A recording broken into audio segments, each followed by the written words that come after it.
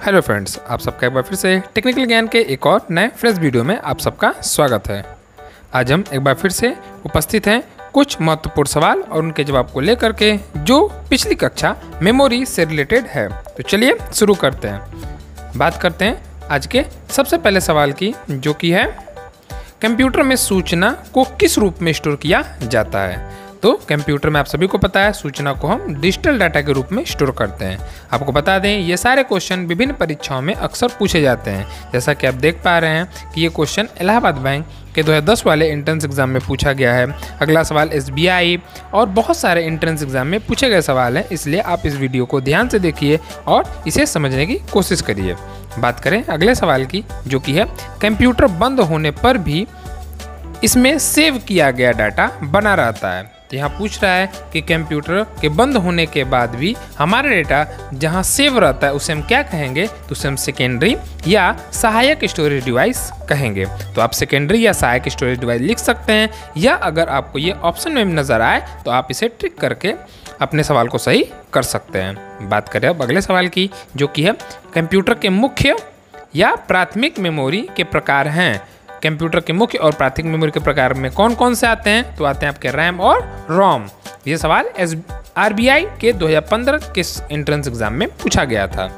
तो उम्मीद है ये जानकारी आपको समझ में आई होगी। अगर आपको ये क्लास अच्छी लगे तो चैनल को सब्सक्राइब करना और वीडियो को लाइक और भी लोगों तक शेयर करना ना भूलें। अब चलते हैं हम अपने अगले सवाल की तरफ, जो कि है किसी सर्किट का प्रयोग कंप्यूटर में इलेक्ट्रॉनिक मेमोरी डिवाइस की भांति किया जाता है।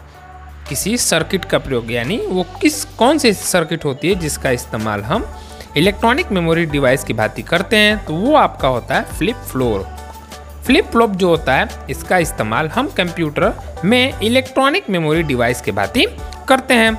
बात करें अगले सवाल की, जो कि है सेकेंडरी या सहायक मेमोरी को, यहाँ पे एक लाइन में अगर हम इसको पढ़ें तो ये होगा सेकेंडरी या सहायक मेमोरी को लगातार विद्युत सप्लाई की जरूरत नहीं होती। तो यहाँ आपको ऐसे पूछा जा सकता है कि कंप्यूटर की कौन सी मेमोरी है जिसे लगातार विद्युत सप्लाई की जरूरत नहीं होती, तो आपका जवाब होगा कि सेकेंडरी मेमोरी या सहायक मेमोरी जो कंप्यूटर में होती है, इसे लगातार विद्युत सप्लाई की जरूरत नहीं पड़ती है।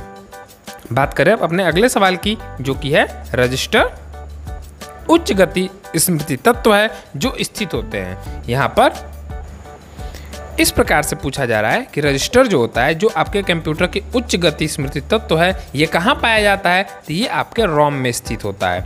तो आप ये जान लीजिए कि रजिस्टर जो है, जो आपके कंप्यूटर की उच्च गति स्मृति तत्व होता है, वो आपके रोम में क्या होता है, स्थित होता है। उम्मीद है ये जानकारी आपको समझ में आई होगी। चलें आगे और बात करें अगले सवाल की, तो वो है फाइल को सेव कर कंप्यूटर बंद कर देने पर डाटा यथावत बना रहता है। कहाँ पर, तो वो आपके सेकेंडरी स्टोरेज में। सेकेंडरी स्टोरेज में अगर एक बार फाइल आपने सेव कर दी तो वो आपका हमेशा बना रहता है, तब तक या तो वो किसी कारणवश नष्ट न हो जाए या फिर आप उसे डिलीट न कर दें, तब तक आपका वो डेटा जो है या फाइल जो है आपके सेकेंडरी स्टोरेज में बना रहेगा।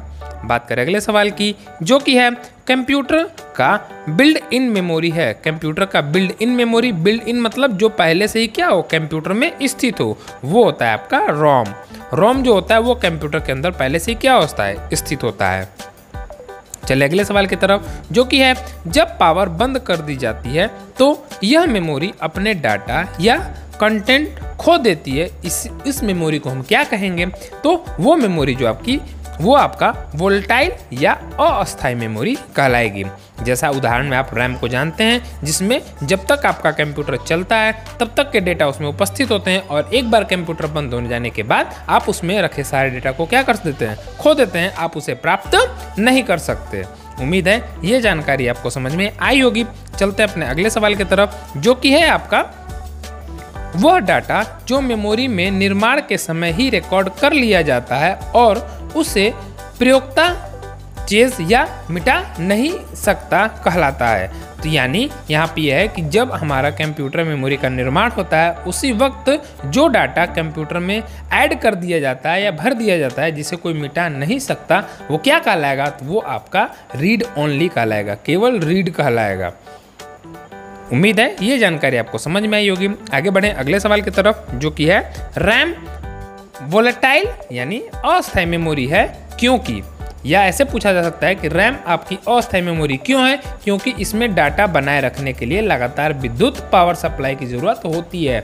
रैम जो है वो आपका अस्थायी मेमोरी इसलिए कहा जाता है क्योंकि उसमें डेटा बनाए रखने के लिए लगातार विद्युत सप्लाई की आवश्यकता पड़ती है। यानी जब तक रैम में आप डेटा को सुरक्षित रखना चाहते हैं तब तक आपको अपने कंप्यूटर को स्टार्ट रखना होगा। किसी भी प्रकार से आपका कंप्यूटर बंद नहीं होना चाहिए, या यूँ कहें कि उसकी पावर सप्लाई कट नहीं होनी चाहिए।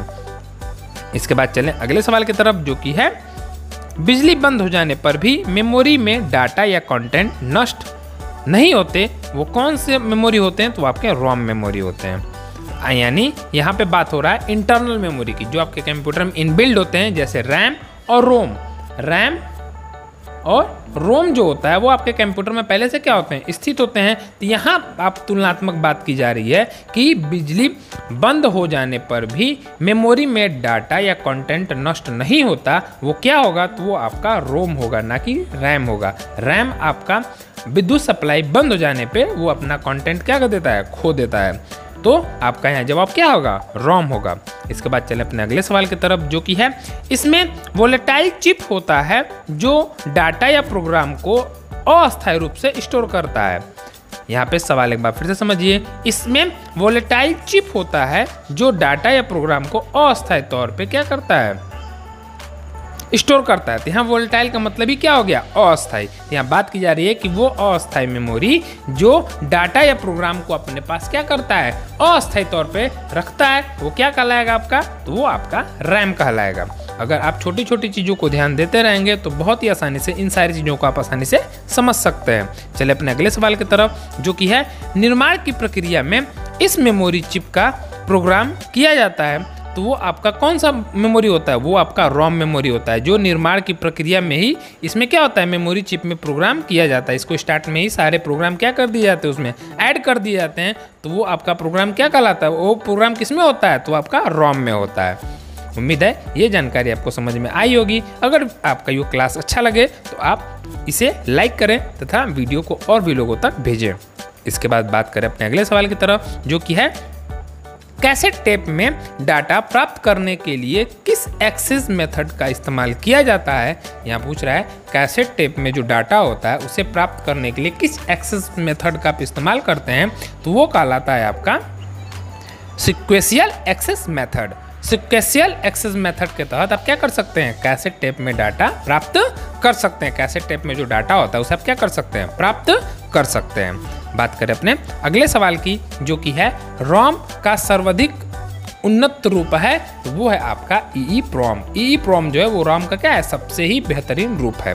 इसके बाद चलें अगले सवाल की तरफ, जो कि है रोम का अभिप्राय है। तो रोम का अभिप्राय या यह कहें कि रोम का पूरा नाम तो क्या होता है आपका? रीड ओनली मेमोरी, जो कि बहुत ही आसान सवाल था और आप देख सकते हैं इसे SSC GL में क्या किया गया है? 2015 में पूछा भी गया है। तो आप इन सारे सवालों को ध्यान से देखिए, नोट डाउन भी कर सकते हैं, या फिर आप इस नोट्स को हमारे टेलीग्राम चैनल पे जाके प्राप्त कर सकते हैं, जिसकी लिंक डिस्क्रिप्शन में दी गई है। इसके बाद बात करें हम अपने अगले सवाल की तरफ, जो कि है फ्रॉम एक बार प्रोग्राम कर देने पर हम सूचना को, यहाँ पे सवाल है, इसको यहाँ पे सीधे सीधे अगर हम पढ़ दें तो फ्रॉम का एक बार प्रोग्राम कर देने पर हम सूचना को केवल एक बार क्या कर सकते हैं? केवल पढ़ सकते हैं। सॉरी, एक बार नहीं, केवल हम क्या कर सकते हैं? पढ़ सकते हैं, उसमें बदलाव हम नहीं कर सकते। तो यहाँ पे पूछा जा सकता है कि ऐसी कौन सी मेमोरी है जिसमें एक बार हम डेटा को ऐड करने के बाद सिर्फ पढ़ सकते हैं, बदलाव नहीं कर सकते? तो आपका क्या होता है? फ्रॉम होता है। इसके बाद चलें अगले सवाल की तरफ, जो कि है किस मेमोरी में डाटा को 1 सेकंड में कई बार नवीनीकृत किया जा सकता है? तो वो आपका कहलाता है डायनेमिक रैम। डायनेमिक रैम जो होता है उसमें 1 सेकंड में कई बार उसे नवीनीकृत क्या किया जा सकता है? किया जाता है, यानी रिफ्रेश किया जा सकता है या जाता है। इसके बाद चलें आगे, तो बात करें अगले सवाल की, जो कि है कंप्यूटर सिस्टम हार्डवेयर द्वारा व्यवस्थित, तीव्र, महंगा और अपेक्षाकृत छोटा मेमोरी है, वो क्या है? आपकी कैश मेमोरी होती है। आपकी कौन सी मेमोरी कहलाती है? तो कैश मेमोरी कहलाती है। उम्मीद है ये जानकारी भी आपको अच्छे से समझ में आई होगी। बात करें अपने अगले सवाल की, जो कि है कौन सी computer memory non volatile memory का उदाहरण है? तो आपका वो जवाब क्या होगा, रोम। यानी रीड ओनली मेमोरी जो है वो computer memory non volatile memory के क्या हैं, उदाहरण हैं। इसके बाद चलें आगे, जो कि दिया हुआ है प्रोम का विस्तृत रूप है, या ऐसे पूछा जा सकता है प्रोम का पूरा नाम, तो वो होता है आपका प्रोग्रामेबल रीड ओनली मेमोरी। आपको इस तरीके से पूछा जा सकता है कि प्रोम का पूरा नाम क्या है, या बहुविकल्पीय क्वेश्चन में आपको प्रोम और उसके 4 अलग अलग नाम दिए सकते हैं, जिनमें आपको इसी नाम पर ट्रिक लगाना है, जो कि होगा प्रोग्रामेबल रीड ओनली मेमोरी। इसके बाद चलें हम अपने अगले सवाल की तरफ, जो कि है जब आप कंप्यूटर में किसी डॉक्यूमेंट पर कार्य करते हैं तो डॉक्यूमेंट अस्थायी रूप से स्टोर होता है, तो ये आपका कहाँ पे स्टोर होता है, तो आपका रैम में स्टोर होता है। ये सवाल आप देख सकते हैं SBI क्लर्क में क्या किया गया 2011 में पूछा गया है। चलें अगले सवाल की तरफ अपने, जो कि है रैम एक टेम्परेरी तथा वोलेटाइल स्टोरेज एरिया है, कंप्यूटर बंद कर देने पर रैम में स्टोर डाटा गायब हो जाता है। यहाँ पे ये आपका एक जवाब है, जहाँ पे सीधे सीधे वन लाइनर में बताया गया है, जहाँ पे ये बताया जा रहा है कि रैम जो है, यहाँ पे रैम देखिए, यहाँ पे ही जवाब आपको आगे है, यहाँ पे है कि एक टेम्परेरी तथा वोलेटाइल स्टोरेज एरिया जो कंप्यूटर के बंद कर देने पर भी रैम में स्टोर डेटा क्या हो जाता है, गायब हो जाता है। तो ये आपका क्या है, एक टेम्परेरी या वोलेटाइल मेमोरी है, या वो एरिया जो होता है आपका वोलेटाइल स्टोरेज एरिया क्या होता है, कहलाता है। तो इस तरह अलग अलग तरीके से सवाल आपको पूछे जा सकते हैं। तो आप अगर डिटेल में इन सारी चीज़ों को समझते रहेंगे तो सवाल किसी भी प्रकार से हो आप आसानी से जवाब दे सकते हैं। उम्मीद है ये जवाब भी आपको समझ में आया होगा।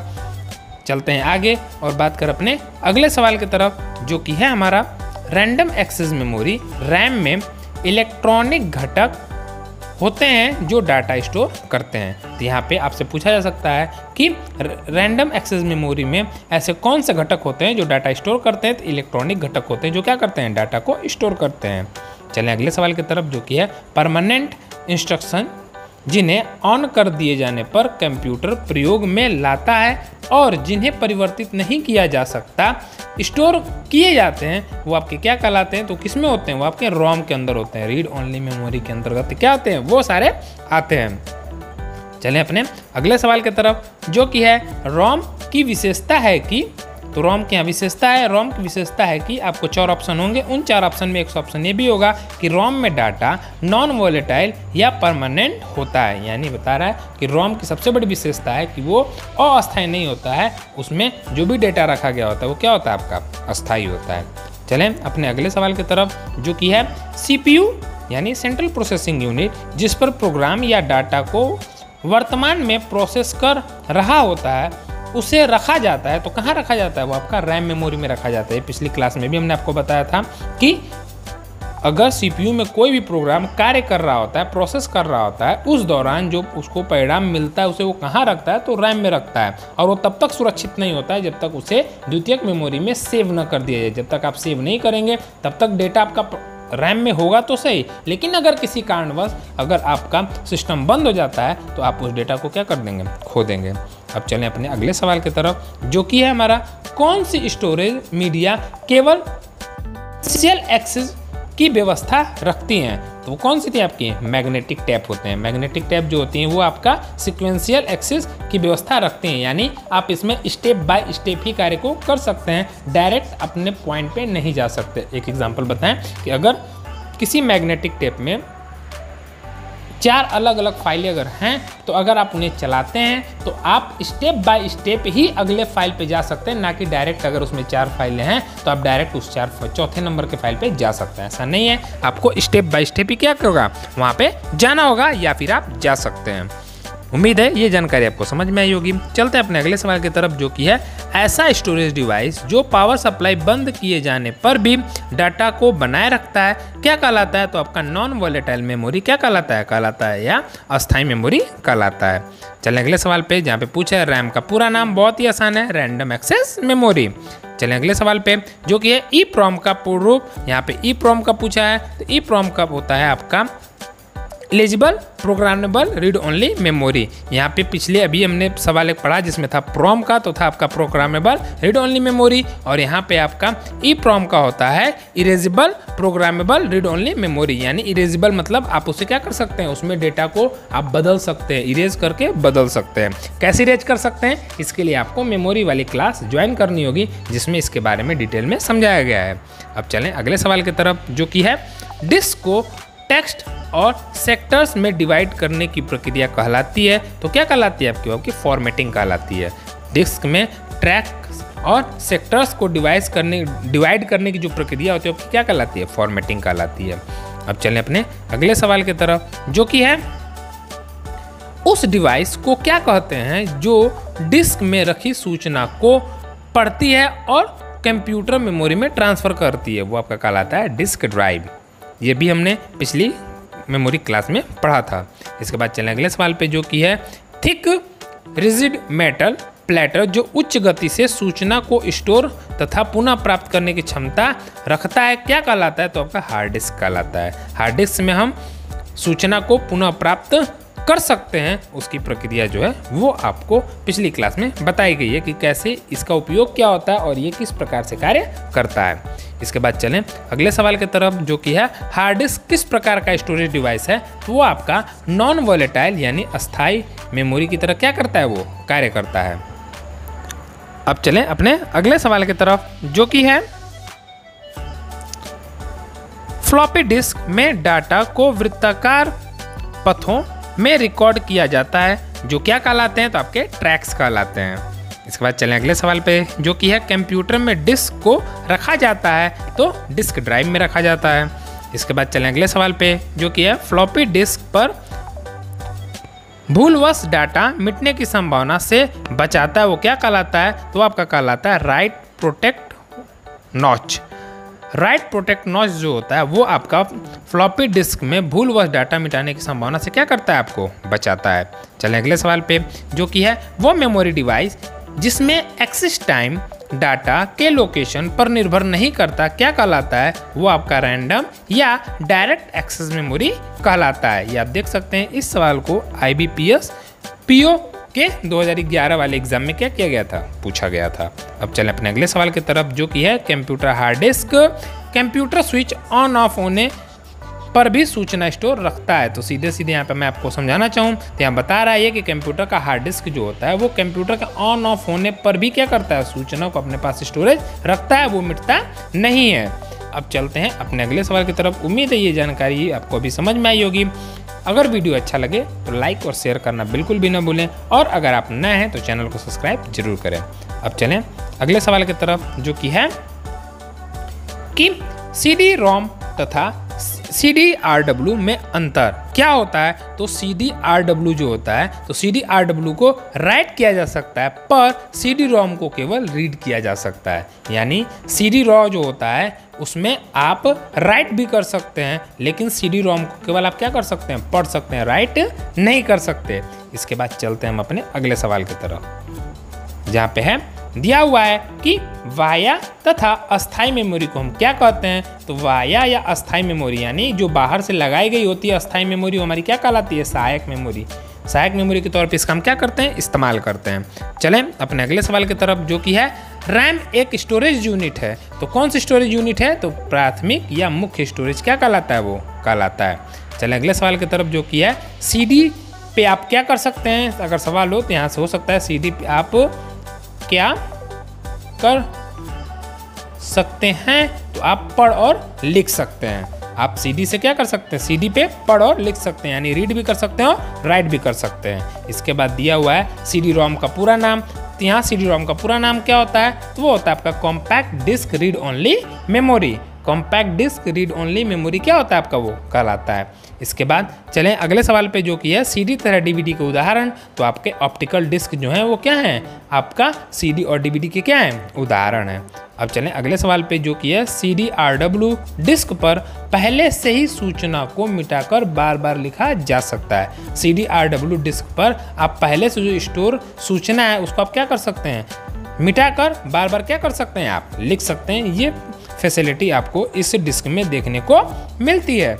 इसके बाद चलें अपने अगले सवाल की तरफ, जो कि है कि CDRW पर आप सूचना को रीड, राइट व रीराइट कर सकते हैं। रीड यानी पढ़ सकते हैं, राइट यानी उस पर ऐड कर सकते हैं सूचना को, और रीराइट का मतलब पुरानी सूचना को डिलीट करके पुनः आप सूचना क्या कर सकते हैं, उसमें राइट कर सकते हैं।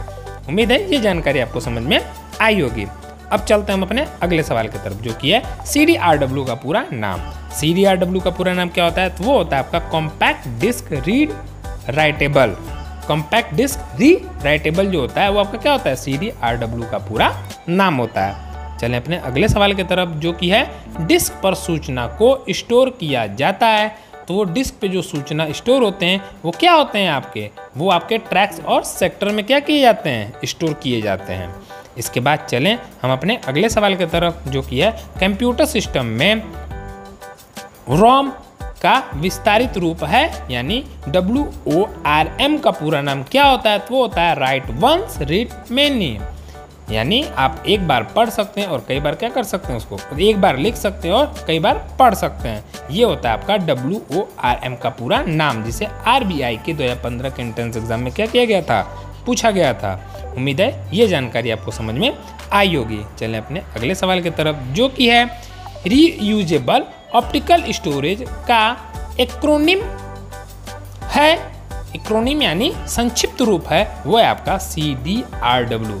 ऐसा नहीं हमेशा आपसे फुल फॉर्म ही पूछेगा, कभी कभी फुल फॉर्म देकर भी क्या करता है आपसे उसका शॉर्ट नेम पूछता है। तो बहुत बार ऐसा होता है कि इनसे ऐसे सवालों को हम इग्नोर कर देते हैं, जिसके बाद समस्या ये होती है कि हमारे पास ऐसे ही नाम के कई अलग अलग नाम होते हैं जिनमें हम अक्सर कन्फ्यूज जाते हैं कि कौन सा जवाब हमारा क्या होगा, सही होगा।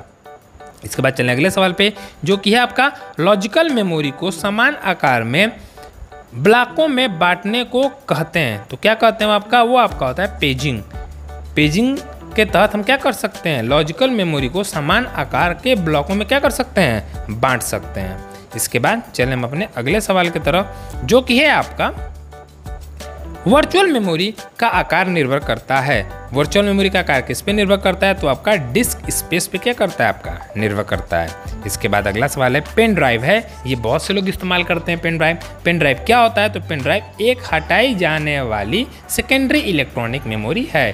हटाई जाने वाले का सेंस ये है कि यानी आप इसको जब चाहे तब कनेक्ट कर सकते हैं और जब चाहे तब क्या कर सकते हैं? आप डिस्कनेक्ट कर सकते हैं। अक्सर आप इसका इस्तेमाल एक डाटा को एक स्थान से दूसरे स्थान पर ले जाने के लिए इस्तेमाल करते हैं। तो उसमें क्या करते हैं? आप एक बार कनेक्ट करते हैं, फिर तुरंत डाटा ट्रांसफर होने के बाद डिस्कनेक्ट करते हैं। तो वहीं यहाँ बता रहा है कि एक बार हटाई जाने वाली सेकेंडरी इलेक्ट्रॉनिक मेमोरी है। अब चलें हम अपने अगले सवाल की तरफ, जो कि है कंप्यूटर मेमोरी में सेव किए गए डॉक्यूमेंट को ढूंढ कर देखने के लिए उसे स्क्रीन पर लाना कहलाता है। तो क्या कहलाता है? आपका रीट्वीक कहलाता है। रीट्वी वो कहलाता है। रीट्वी जो होता है, इसके तहत हम क्या कर सकते हैं? कंप्यूटर में मेमोरी में सेव किए गए डॉक्यूमेंट को ढूंढ कर देखने के लिए दोबारा उसे स्क्रीन पर क्या किया जा सकता है? लाया जा सकता है। अब चलते हैं हम अपने अगले सवाल की तरफ, जो कि है स्टोरेज की कम जगह में अधिक डाटा या फाइलों को स्टोरेज करने के लिए प्रयोग किया जाता है। तो किसका प्रयोग किया जाता है? तो वो आपका फाइल कंप्रेशन का इस्तेमाल किया जाता है। फाइल कंप्रेशन से हम क्या कर सकते हैं? कम जगह पे अधिक डाटा फाइलों को स्टोरेज कर सकते हैं। बात करें अपने अगले सवाल की, जो कि है कंप्यूटर में इस मेमोरी की विशेषता है प्रति बिट स्टोरेज करने की कम लागत। यहाँ पे पूछ रहा है कि कंप्यूटर के इस मेमोरी की विशेषता। तो यहाँ ऐसे पूछा जा सकता है कि कौन सी ऐसी मेमोरी है जिसमें प्रति बिट स्टोरेज करने की कम लागत लगती है। तो वो होता है आपका सेकेंडरी मेमोरी, जिसको में कोई भी डेटा स्टोर करने के लिए प्रति बिट लागत जो होती है वो क्या होती है? बहुत ही कम होती है। अब चलते हैं अपने अगले सवाल की तरफ, जो कि है आपका बैकअप का अर्थ। बहुत से लोग हैं जो बैकअप नहीं जानते हैं, वो मोबाइल फ़ोन यूज़र हों या लैपटॉप सिस्टम यूज़र हों। तो बैकअप का अर्थ होता है मूल स्रोतों से अलग डेस्टिनेशन पर कॉपी कर डाटा को सुरक्षित रखना। इससे आप क्या कर सकते हैं? अगर आप किसी चीज़ का बैकअप लेकर रखेंगे तो किसी कारणवश अगर आप डेटा को खो देते हैं तो इसी बैकअप से दोबारा आप उसे क्या कर सकते हैं? प्राप्त कर सकते हैं। उम्मीद है ये जानकारी आपको समझ में आई होगी और आप इसे कभी भूलेंगे नहीं। चलें अपने अगले सवाल की तरफ, जो कि है मल्टीपल कंप्यूटिंग टास्क के लिए मेमोरी में स्पेस के पुनर्विन्यास और आवंटन को कहते हैं। तो क्या कहते हैं? मेमोरी मैनेजमेंट कहते हैं। मेमोरी मैनेजमेंट से हम मल्टीपल कंप्यूटिंग टास्क के लिए मेमोरी में स्पेस के पुनः विन्यास और आवंटन कर सकते हैं। इसके बाद चलें अपने अगले सवाल पे, जो कि दिया हुआ है आपका, हार्ड ड्राइव या अन्य किसी मेमोरी डिवाइस द्वारा डाटा की स्थिति का पता लगाने में लगने वाला समय क्या कहलाता है? तो आपका एक्सेस टाइम कहलाता है। एक्सेस टाइम किसे कहते हैं? तो एक्सेस टाइम जो होता है वो आपका हार्ड डिस्क या अन्य किसी मेमोरी डिवाइस द्वारा डाटा की स्थिति यानी उसके लोकेशन को पता लगाने में लगने वाला समय क्या कहलाता है? आपका एक्सेस टाइम कहलाता है। उम्मीद है ये जानकारी आपको समझ में आई होगी। अब चलें अपने अगले सवाल की तरफ, जो कि है, किस मेमोरी का एक्सेस समय सबसे कम होता है? याद रखिएगा वो होता है आपका कैश मेमोरी। कैश मेमोरी का सबसे कम एक्सेस टाइम लगता है। इसके बाद चलें सबसे अगले सवाल पे, जो कि है, इनमें से सबसे तेज मेमोरी। इनमें सबसे तेज मेमोरी यानी यहाँ पे तो सीधे जवाब दिया है, लेकिन अगर ये सवाल आपका विकल्प में पूछ सकता है तो आपके 4 ऑप्शन होंगे, जिनमें एक जवाब ये भी होगा, रजिस्टर। रजिस्टर जो है वो आपका सबसे तेज मेमोरी होता है। इसके बाद चलें अपने अगले सवाल पे, जो कि है, किसी स्टोरेज मीडियम में स्टोर की जा सकने वाली डाटा की अधिकतम मात्रा को हम क्या कहेंगे? तो स्टोरेज क्षमता कहेंगे। और ये सवाल SBI क्लर्क के 2010 वाले एग्जाम में क्या किया गया है, पूछा जा चुका है। तो आप इस क्लास को सीरियसली और अच्छे ढंग से पढ़ें। और अगर एक बार पुनः बता दें, अगर आप इस नोट्स को प्राप्त करना चाहते हैं तो आप हमारे चैनल के टेलीग्राम वाले चैनल पर जाके प्राप्त कर सकते हैं, जिसकी लिंक आपको डिस्क्रिप्शन बॉक्स में दी गई है। इसके बाद चलें अपने अगले सवाल की तरफ, जो कि है, सेकेंडरी स्टोरेज में डाटा के लिए रिक्वेस्ट मिलने के बाद वास्तविक डाटा ट्रांसफर करने में लगने वाला समय क्या कहलाता है? तो आपका एक्सेस टाइम कहलाता है। चलें अपने अब फिर से अगले सवाल पे, जो कि है हमारा, किसी स्टोरेज माध्यम की डाटा स्टोरेज करने की क्षमता कहलाती है। तो क्या कहलाती है? आपका स्टोरेज कैपेसिटी कहलाती है। किसी भी स्टोरेज माध्यम में जब आप किसी डाटा को रखते हैं तो कितना डाटा रख सकता है वो उसके स्टोरेज कैपेसिटी पे क्या करता है? निर्भर करता है। जितनी उसकी कैपेसिटी होगी वो उतना ही आपका क्या करेगा? डेटा को अपने पास सुरक्षित रखेगा। इसके बाद चलें अगले सवाल पे, जो कि है, प्राइमरी स्टोरेज मेमोरी को कहते हैं। तो क्या कहते हैं? मेन मेमोरी कहते हैं। मेन मेमोरी को ही प्राइमरी स्टोरेज मेमोरी कहते हैं। इसके बाद चलें अपने अगले सवाल पे, जो कि है, कंप्यूटर में स्थित अस्थाई मेमोरी क्या कहलाता है? तो वो आपका रोम कहलाता है, यानी रीड ओनली मेमोरी। चलें अगले सवाल पे, जो कि है हमारा, कंप्यूटर का मेन वर्किंग मेमोरी है। तो मेन वर्किंग मेमोरी आपका क्या है? रैम है।